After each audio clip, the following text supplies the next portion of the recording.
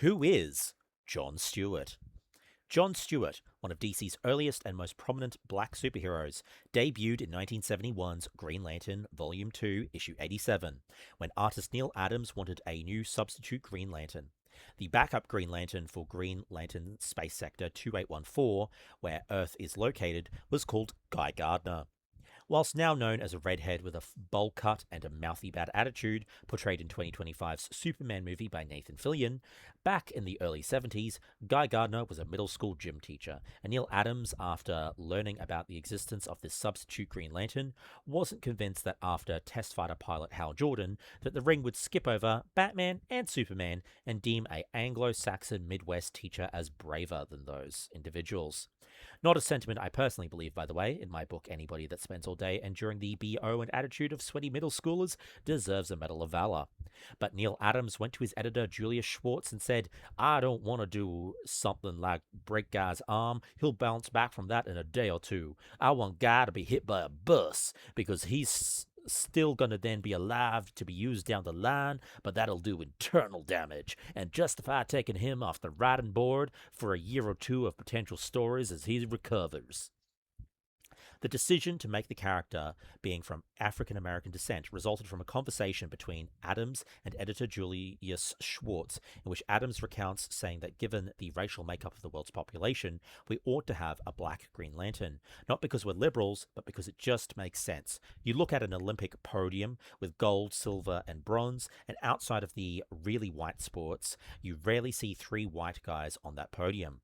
Adams dismissed the idea of making the new Green Lantern Asian because DC's representation of Asian races and those with races bearing physical similarities to Asian races in the Green Lantern books wasn't great at that time, given Hal Jordan's Green Lantern all through the 60s had a supporting Inuit character referred to by the insulting name Pieface, which Adams considered an insulting name regardless of what culture you were born from, although DC editorial is adamant that they never meant the name as an insult, although Adams is pretty correct that it's pretty hard to interpret that nickname as anything but an insult. Adams also made clear he wasn't going to make their new black character a gangbanger, criminal, or leader of a mysterious African tribe, like every other black character that Marvel or DC appeared to have at the time. He was going to be a college-educated graduate with a profession, a good, tough guy. So when Denny O'Neil was assigned as writer to accompany Neil Adams' artwork, the pages came back with the new black Green Lantern being a college graduate and an architect that doesn't put up with any guff. But the name given to the character was Lincoln Washington, suggested by editor Julius Schwartz, which Neil Adams objected to, referring to it as a slave name that the black community would be insulted by. According to Adams, Schwartz said, I know plenty of black people with that first and last name, to which Adams apparently replied, yeah, and they'll be changing it from embarrassment if that's the name that hits the newsstands. Pick any other name out of a hat. Schwartz went, fine, you pick it, and Neil Adams chose John Stewart, not knowing decades later there'd be a white, late-night comedian with the same last and first name. Adams also colored John Stewart a different shade of brown skin than how black characters' skin was normally colored in comic books at that time. Back in the 70s, when you colored comic books, you had to mark your colors to assist the printers by numbering the colors. So Anglo-Saxon flesh would be Y2R2, 25% yellow, 25% red. Black people were usually given khaki-colored light brown skin, YR2, B2, which Neil Adams has affectionately described as looking like baby poop. At the time, all black characters in Marvel and DC comics were colored that color. The one exception was Gabe in Marvel's Howling Commandos comic, who was colored gray with code Y2R2B2. So Neil Adams bucked the trend by coloring John Stewart dark brown, YR3B2 a substantially darker brown. Adams' co-workers approached him about this change, informing him of what was normally done, to which Neil responded, yeah, most black people I know are pretty dark. There are some light-skinned people, but not John Stewart. Adams was then asked by his co-workers, are you sure black people won't be offended? To which Neil Adams, a white guy in the 70s, responded, no, I don't think they'll be offended. I think they've been offended for the last 50 years, but I don't think they'll be offended by having dark-skinned black people. Just give me the letters that come in, and I'll deal with them. Up till the end of Neil Adams' life, who passed in 2022, whenever he went to conventions, Neil Adams had adult black males stand in front of him and cry because of John Stewart, because they'd waited their whole lifetime for a non-stereotypical, college-educated black man to be in their comic books. There are counter-arguments that John Stewart in those early adventures was the stereotype of an angry young black man, an argument that I won't speak to the validity of, but a lot of what Neil Adams did was a massive push forward in diversity in comic books. John Stewart's second appearance teamed him up directly with the Justice League of America, but after a colossal failure to save the planet of Zhanshi draped a dark cloud over his career, John became much more serious and dedicated to his duty, eventually rising to become leader of the Green Lantern Corps itself and a member and sometimes leader of the Justice League. I may be oversimplifying the Zhanshi incident, but for time, I'm not getting into how John managed to genocide the entire planet's population twice. John Stewart has become a recurring character in the Green Lantern mythos within the DC universe, though sadly, one who's rarely been given the same opportunities for on-panel character growth as many of his counterparts.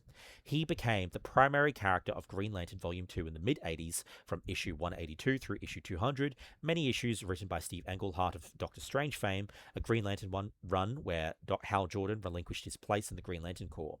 From 1986 through 1988, John continued to star in the book when the title changed to the Green Lantern Corps from issues 201 to 224.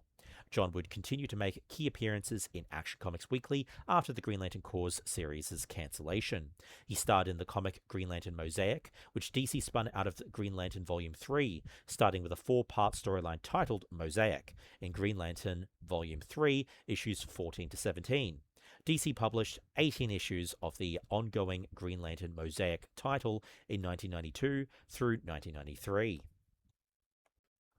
John Stewart was featured as one of the lead characters on the television cartoon Justice League from 2001 until 2004. He continued to appear as a major character on the show's 2004 to 2006 sequel, Justice League Unlimited. John Stewart was chosen as Green Lantern over Hal Jordan, both to increase the team's ethnic diversity quota and because the writing team liked the no-nonsense attitude John had in his early comics, thinking it would create tension and drama in the team in an interesting way. To a generation of 90s and 2000s kids, John Stewart is the Green Lantern they think of when Green Lantern is mentioned. The show and character proved so popular that elements of the character seeped into the comics. His costume in the show, minus the gloves, became his comic book costume, and the military marine background John had in the Justice League animated series was added to his character's comic biography in the comics. Neil Adams considers it hilarious that DC was stupid enough to make Hal Jordan the lead of their 2011 live-action Green Lantern movie. Somehow, DC Comics and Warner Bros. Equated selling 70,000 comics a month with Hal Jordan as more mainstream than the 10 million or so people watching the cartoon show on Saturday mornings with John Stewart. There were apparently also a lot of confused non-comic reading cartoon watchers that thought they'd cast a white guy as John Stewart initially when movie trailers for that Ryan Reynolds movie first dropped.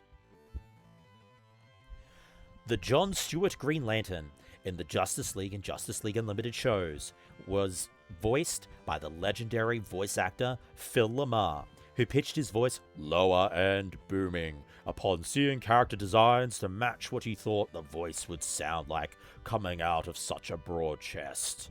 Phil LaMarr's other roles are numerous, but include the titular Samurai Jack and DC's Static Shock, as well as iconic voices including Hermes in the Futurama franchise, Baxter Stockman in the 2012 Teenage Mutant Ninja Turtle series, Aquaman and at least 8 other voices in Young Justice, Lucius Fox in DC's Superhero Girls, and both Wonder Man and Jarvis in the Avengers, the Earth's Mightiest Heroes.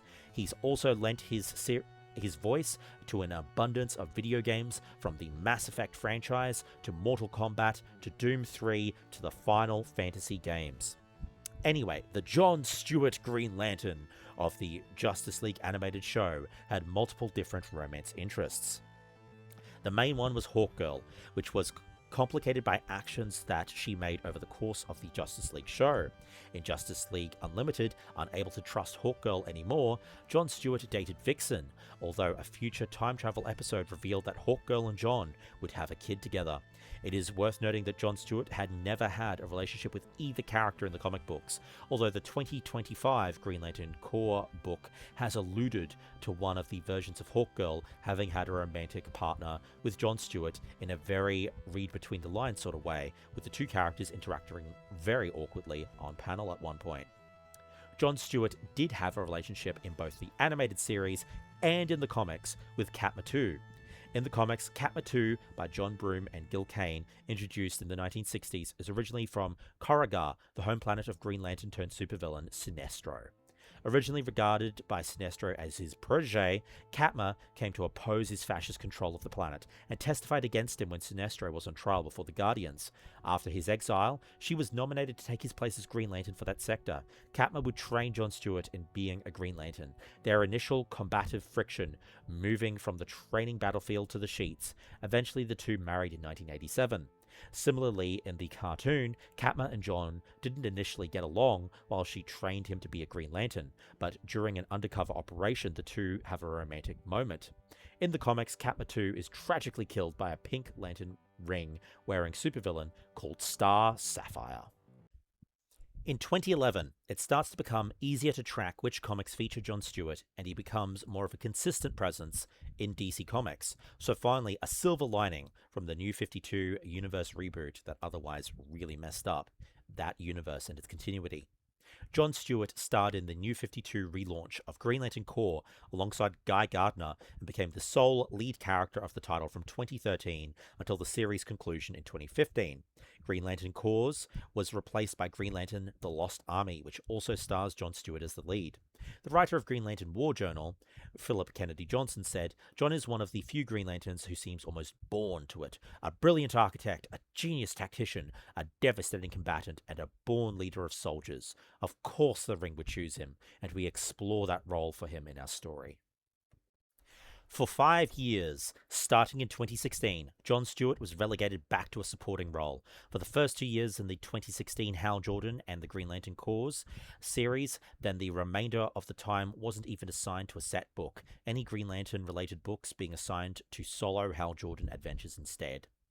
In 2021, following the apparent vanishing of the Guardians of the Universe, the United Planets took up administration of the Green Lantern Corps. The United Planets are a coalition of galactic leaders that have been around in various iterations since the 60s. Immediately thereafter, they declare Earth to be under quarantine as a result of the ostensible threat it posed to the survival of the universe. In response, Hal Jordan resigned his post and returned to Earth.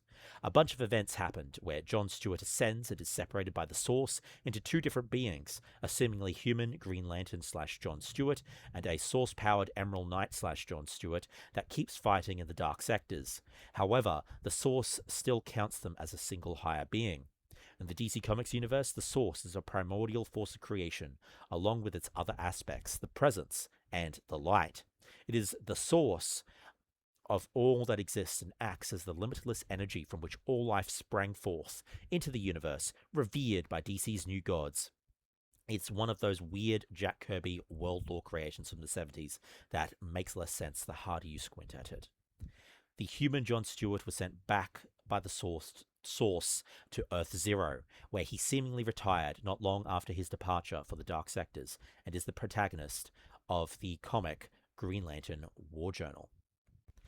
The events of Green Lantern Volume 7, Issue 25, was the first issue to show that the human John still kept part of his Source energy and now can do all the things he did as a Green Lantern, except without requiring a ring to do so.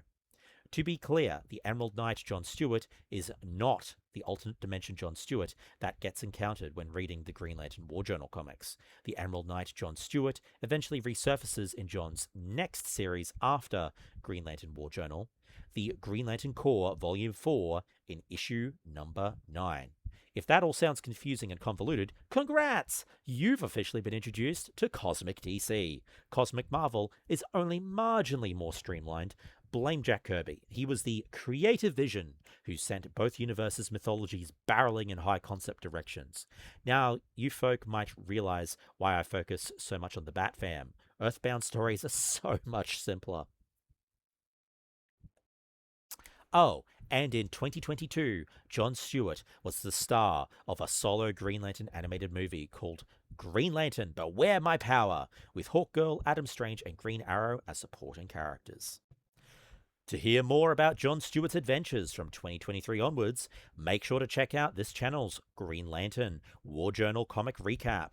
Otherwise, please like, comment, and subscribe to the channel, and check out some John Stewart Green Lantern comics in the DC Infinite app.